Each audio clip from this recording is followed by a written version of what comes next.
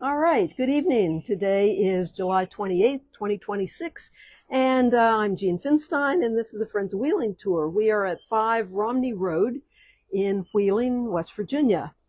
This is a colonial-style house. It stands on property that was purchased in the early 20th century by the Beech Glen Land Company. This company, along with the adjacent Oakmont Improvement Company, planned housing developments on farmland that had previously belonged to the family of John Goshorn and his son William. And you may know that name.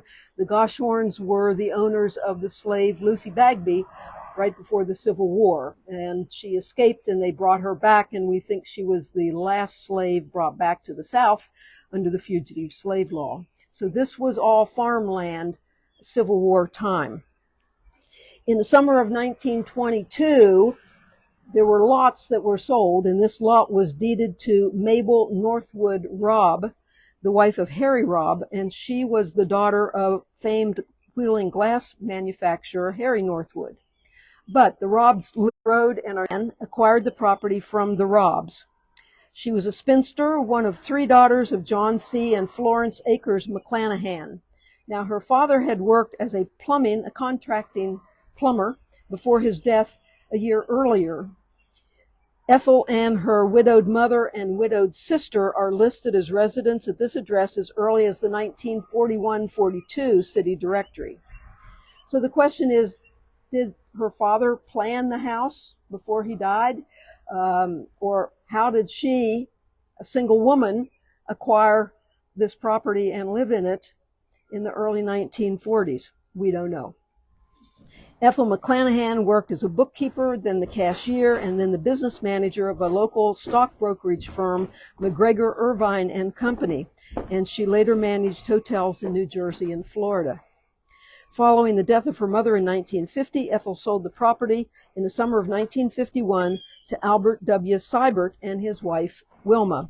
Seibert was president of Seibert's Restaurant, which was located in nearby Elm Grove. 10 years later, in 1961, the Seiberts, who were listed at that time as living in Pompano Beach, Florida, sold the property to Howard and Jerry Stevens. Howard Stevens worked as an assistant vice president at Wheeling Steel. In 1966, Donald and Alice Trapp purchased the property. Trapp was a physician at Wheeling Clinic. Another physician in Wheeling Clinic, David P. Hill, and his wife Eva Marie, purchased the property in early 1975. They were followed by William and Mary Lou Nelson, who purchased the property in 1986, and those are the last owners. William Nelson died in the fall of 2024. He had retired after 45 years as general manager of the Wheeling Automobile Club, AAA. Okay. This property, as you'll see on the inside, has been beautifully updated. Doesn't look like a 1940 house from the pictures anyway, so I'm looking forward to seeing what it looks like. It is for sale. The sale price, according to the internet, is $380,000. All right, and now I will take